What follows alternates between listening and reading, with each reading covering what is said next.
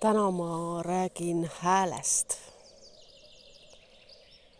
Täpsemini siis sõnumi edastamisest teisele inimesele.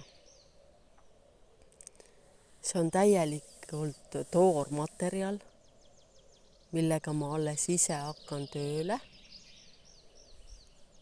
Ehk siis endas energiaid muutma, sest mis see energiatöö iseenesest on, kui siis enda sees kas mõtete muutmine või millegi muutmine, ehk siis praegu hakkan õppima hääle muutmist, et siis muuta seda sõnumi edastamist teisele inimesele.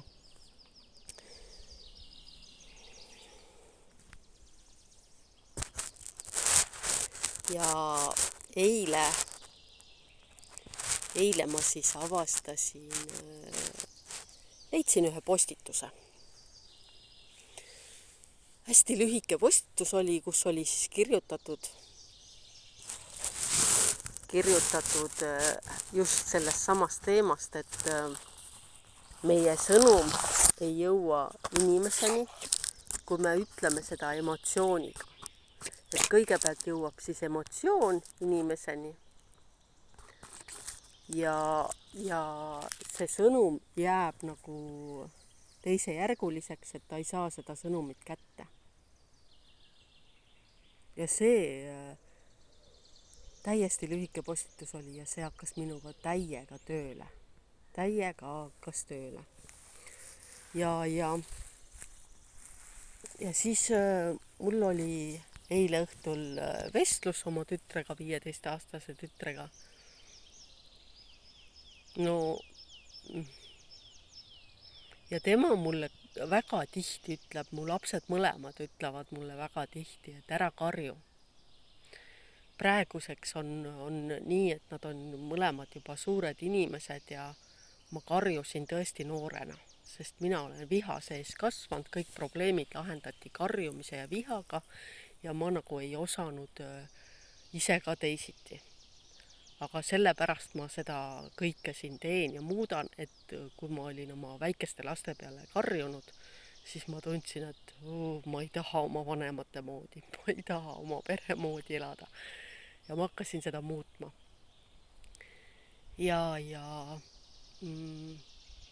Et praegu ma enam ei karju ja ma kogu aeg imestan, et ma räägin täiesti tavaliselt temaga, oma lapsega, oma tütrega räägin täiesti tavaliselt ja ta ütleb mulle ikka ära karju. Mis point on? Ma pole siiamaani selleni jõudnud. Mis point see on, et ta ütleb mulle ära karju, kui mina räägin täiesti rahuliku häälega. Ma ei kisenda, ma ei röögi ja ta ütleb ära karju. Ja eile hakkas peale seda lugemist minu sees siis lahti rulluma see mõistmine, et kui ma räägin ja minu jutul on taga emotsioon, ma nagu räägin kiirustades, ma räägin tugeva häälega, ma räägin, mina ütlen selle kohta emotsionaalselt, on ju, siis teine inimene, antud hetkel ma ütlen, et laps, siis minu laps kuuleb selle emotsiooni, ta tajub kõigepealt ära selle emotsiooni minus ja sõnumini, mida ma talle öelda tahan, ta ei jõua, sest ta hakkab juba reageerima selle emotsiooni peale. Ja siis eile ma kohe siis proovisin ja katsetasin, tõmbasin hääle vaikseks täpselt nii, nagu ma oma rännakuid teen. Mu tütar ütles selle peale, et on jumala hea energiatööõpetaja. Ise on alles, on ju laps, ütleme, on ju, jumala hea energiatööõpetaja. Ta on palju tundlikum ja palju tugevam selles kui täiskasvanud inimesed. Ütles selle peale, et räägi nii, nagu sa oleksid just praegu tõusnud voodist üles, on ju.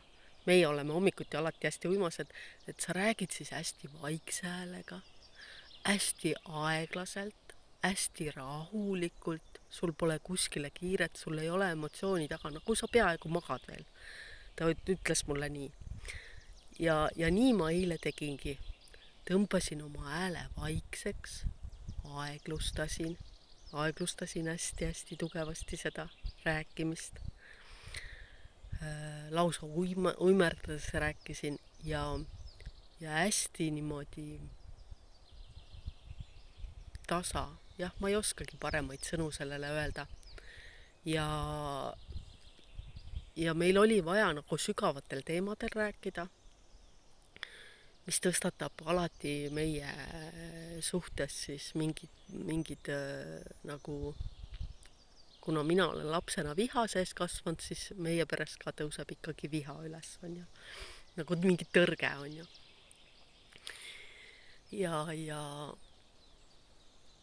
Ja seda ei juhtunud eile.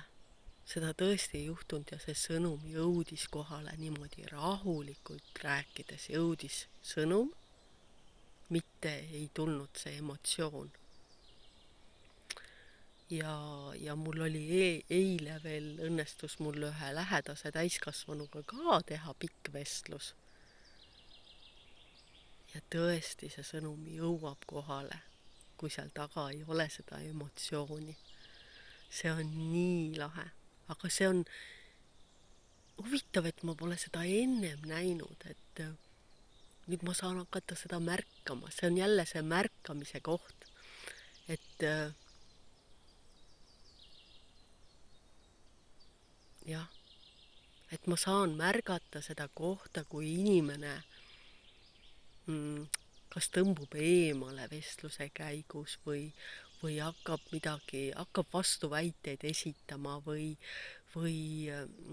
tekib selline moment, et ma näen, et minu jutt ei jõua talle kohale. See tähendab, et mina pean siis aeglustama ja võtma siis ära siit sõnade tagant oma emotsiooni.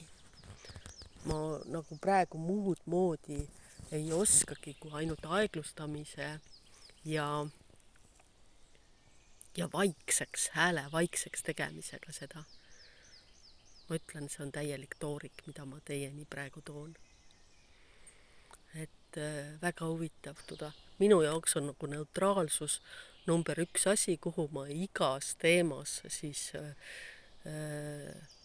pürgin. Praeguses jutus siis hääle teemas, et ma suudaksin teise inimeseni tuua sõnumi neutraalsel pinnal, sellepärast et kui ma emotsiooniga selle sõnumi toon, siis ma taban nagu seda teise inimese valu kohta, taban seda seina, et ta lükkab oma kaitseblokid ette ja ei jõua see sõnum temani, jõuab see, et tal tõuseb mingi valu üles, mingi hirm, mingi viha, no mis iganes on ju. Aga kui ma neutraalselt pinnalt, siis vaikselt ja rahulikult lähenen oma sõnumiga talle, siis ei tõsta alateadvus oma blokeeringut ette, ei tõuse need hirmud kohe pinnale, hirm või viha. Ja teine inimene saab hakata, tal jääb avatuks võimalus analüüsida ja uurida enda seest seda teemat. Vaat see on see energiatöö point. Ja see on nii äge. Issand. Nii kihvt. Mulle meeldib see avastus. Ja ma hakkan sellega tööle. Aga see praegu tuli teieni toormaterjalina, sest tõesti see tabas mind eile. Ja täna hommikul siis, kuna öösel mina ka teen siis, nagu ma juba eelmises videos rääkisin, energiatööd. Jah, minu jaoks on see nagu energiate muutmine on ju une kaudu. Siis hommikuks nüüd mul on jällegi väga palju seoseid ja taipamisi ja ma sain selle teile nüüd täna hommikul ära rääkida. Väga vahva, äge. Ma loodan, et sa leidsid siit enda jaoks ka midagi. ilusat päeva!